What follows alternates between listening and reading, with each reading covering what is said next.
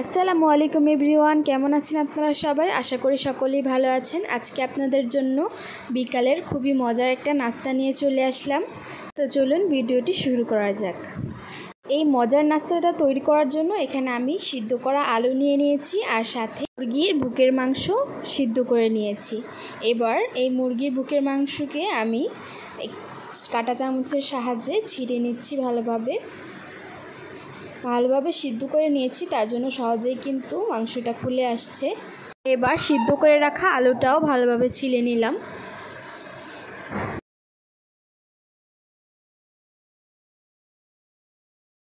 এবার আলুগুলো ভালোভাবে ম্যাশ করে নিব। দেখতে পাচ্ছেন আমি মুরগির মাংসগুলো কিভাবে ছিঁড়ে নিয়েছি। এবার চুলায় চলে আসলাম। চুলায় একটি প্যান বসিয়ে দিয়েছি। এবার পরিমাণ মতো তেল দিয়ে নিলাম। তেলটা কিছুটা গরম হয়ে আসলে এখানে আমি হাফ টেবিল চামচের মতো আদা রসুন বাটা দিয়ে দিলাম। আদা রসুন বাটা দেওয়ার পর এখানে আমি সেই ছিঁড়ে রাখা মুরগির মাংসগুলো দিয়ে দিচ্ছি।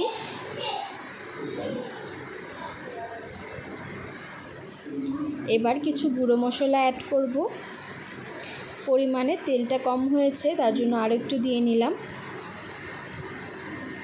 এখানে স্বাদ মতো লবণ দিয়ে দিলাম। হাফ টেবিল চামচ হলুদের গুঁড়ো দিয়ে দিলাম। 3 টেবিল চামচের মতো মরিচের গুঁড়ো দিয়ে দিলাম।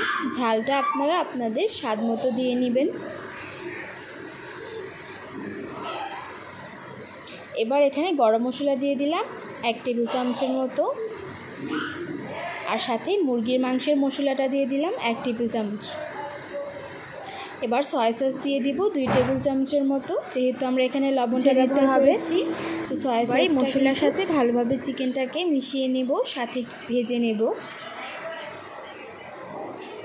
কিছুক্ষণ মশলার সাথে এই মাংসটা ভেজে নেওয়ার পর আমি সেই সিদ্ধ করে রাখা ম্যাশ করা আলুটা এখানে দিয়ে দিব। আলুটা দেওয়ার কারণ হলো এতে করে বাইন্ডিংটা কিছুটা টাইট হবে, আর তার সাথে স্বাদটাও কিন্তু বাড়বে। এই তো দিয়ে দিলাম সেই ম্যাশ করে রাখা আলুটা, দিয়ে এই মাংসের সাথে ভালোভাবে মিশিয়ে নিব। চুলাটা কিন্তু অন করাই আছে। চুলাটা একদম লো হিটে রেখে আমি এভাবে আলুর সাথে মাংসটাকে মিশিয়ে নেব, সাথে রান্নাও করতে থাকবো।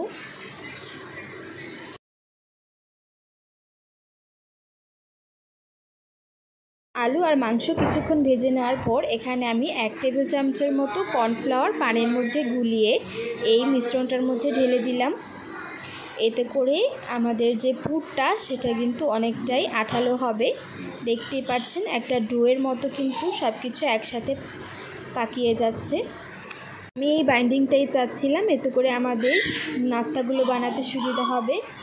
তৈরি হয়ে গেছে আমাদের মজাদার এই পুর। এবার আমি এটাকে একটা সাইডে তুলে রেখে দিব।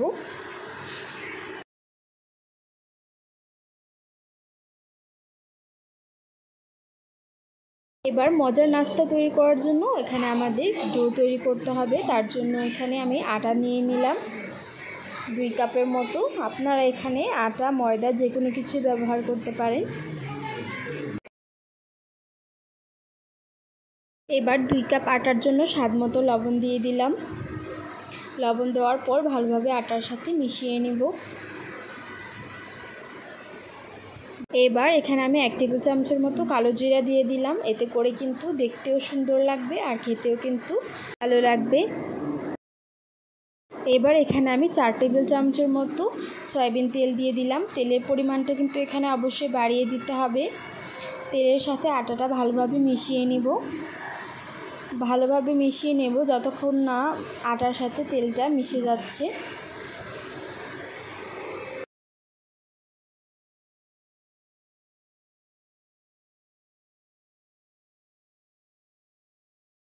দেখতেই পাচ্ছেন হাতের মুঠোয় কিন্তু চাকা হয়ে যাচ্ছে, আবার ভেঙেও যাচ্ছে, তার মানে হয়ে গেছে। এবার এখানে আমি নর্মাল টেম্পারেচারে পানি দিয়ে সফট একটা ডো তৈরি করে নেব। এই ডোটা নর্মাল পরোটার ডোয়ের মতোই হবে, বেশি শক্তও না আবার বেশি নরমও না।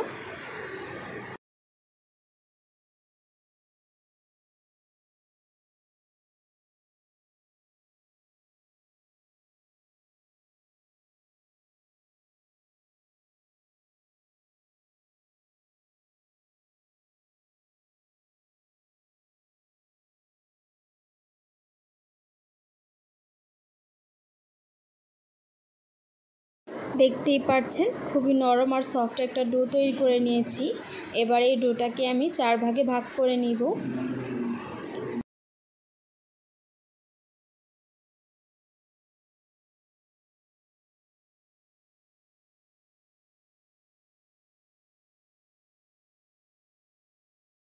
এখানে আমি আমাদের সেই চিকেন আর পটেটো দিয়ে যেই পুরটা তৈরি করেছিলাম সেটা নিয়ে নিয়েছি। এবার বড় সাইজের একটা রুটি বেলে নেব। বড় সাইজের একটা রুটি বেলে নেওয়ার পর একটা ছুরির সাহায্যে আমি চারো সাইড কেটে নেব।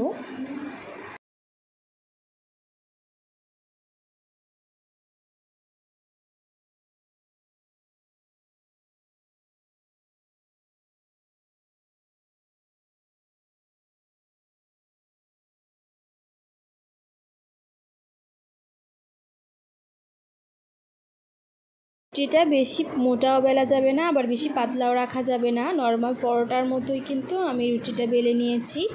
এবার ছুরির সাহায্যে এখানে আমি 4 কোণা বের করে নিয়েছি। হাতে 1 কোণা নিয়ে মাঝখানে আমি কিছুটা পুর দিয়ে চারো সাইড আমি মুখটা বন্ধ করে দিব। আশা করি দেখতেই পাচ্ছেন আমি কাজটা কিভাবে করছি।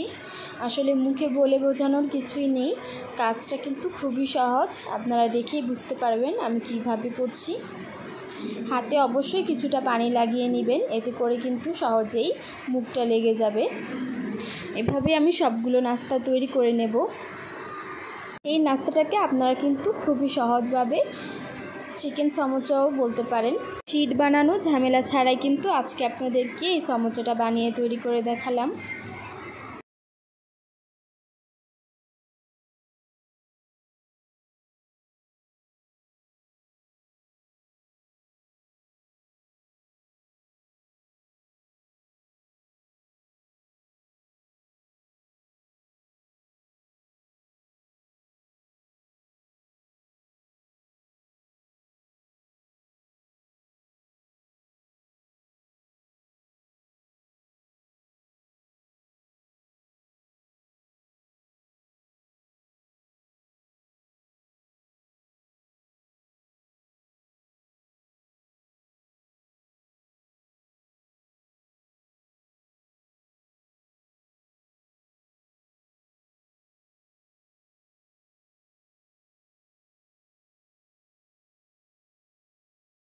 সবগুলো নাস্তা বানানো হয়ে গেছে। এবার আমি চুলায় একটি কড়াই বসিয়ে দিয়েছিলাম, তেলটাও গরম হয়ে গেছে। এরপর আমি সবগুলো নাস্তা এখানে ছেড়ে দিচ্ছি এক এক করে।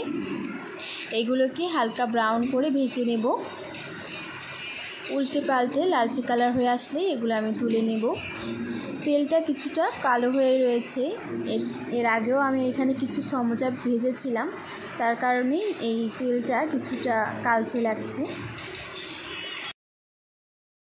দেখতেই পাচ্ছেন আমার সমোসাগুলো কিন্তু ভাজা হয়ে গেছে। এবার আমি সবগুলো তুলে নিচ্ছি।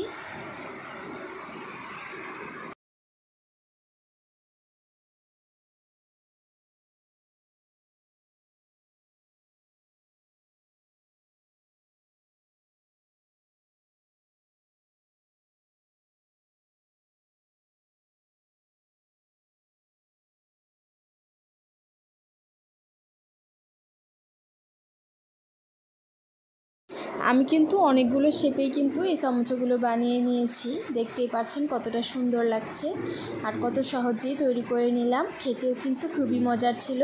চিকেনের পুরে ভরা এই সমোসাটা আপনাদের কাছে কেমন লেগেছে অবশ্যই কিন্তু কমেন্ট করে জানাবেন। আর এই নাস্তাগুলো কিন্তু খুবই মচমচে ছিল, খুবই ক্রিস্পি ছিল। আপনাদেরকে একটা ভেঙে দেখাচ্ছি ভিতরটা কতটা জুসি হয়েছে। খুবই ভালো হয়েছিল, আমার বাসার সবাই খুবই পছন্দ করে খেয়েছে। আশা করি আপনাদের কাছেও ভিডিওটা ভালো লেগেছে। ভালো লেগে থাকলে লাইক, কমেন্ট, সাবস্ক্রাইব করে দিবেন। আল্লাহ হাফেজ।